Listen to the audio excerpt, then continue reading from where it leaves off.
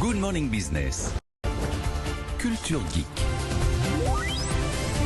Avec Anthony Morel et une annonce assez inattendue mais assez maligne en plein confinement d'Amazon qui propose de payer avec la main, c'est-à-dire que vous montrez votre main dans le magasin.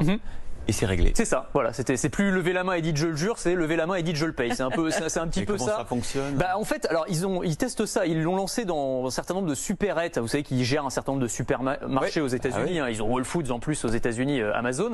Et donc ils ont lancé ce paiement qui en fait vise à remplacer nos cartes bleues par notre main. Donc vous arrivez à la caisse du supermarché ou pour payer votre café, enfin peu importe. Et plutôt que de sortir votre carte bancaire ou votre porte-monnaie, eh bien vous allez simplement présenter votre main à un terminal de paiement équipé d'une caméra qui va scanner en fait la paume de votre main, analyser sa structure, le réseau veineux de la main. Pas seulement l'empreinte digitale. Non, l'empreinte digitale c'est différent. En fait, le réseau veineux c'est un indicateur biométrique, exactement comme les empreintes digitales. C'est quelque chose qui nous est unique et ça va permettre de vous identifier. Incroyable. De débiter votre compte bancaire parce qu'évidemment c'est relié à votre carte bleue et vous sortez du magasin. L'idée étant d'éviter les files d'attente interminables à la caisse des supermarchés. Et l'idée d'Amazon ce serait d'étendre ça, alors dans les supermarchés évidemment, mais par exemple pour l'entrée des stades, plutôt que d'avoir un billet physique pour aller voir le match de foot, voilà, on utilise sa main. Ou même dans les entreprises, ils disent voilà, le badge des entreprises, plutôt que de badger 20 fois à chaque fois que vous croisez une porte, eh bien vous pourriez montrer votre main. Et évidemment aujourd'hui en plein confinement et où le paiement sans contact est roi, c'est encore mieux.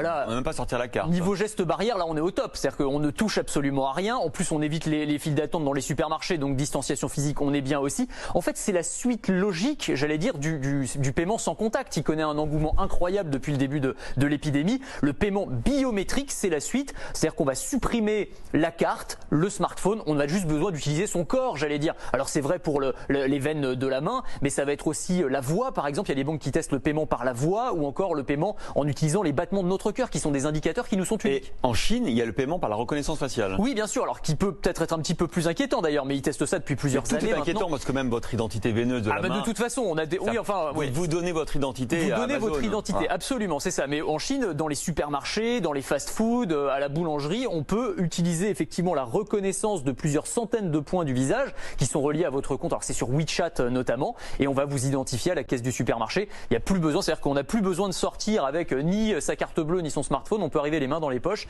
et puis acheter quelque chose. Minorité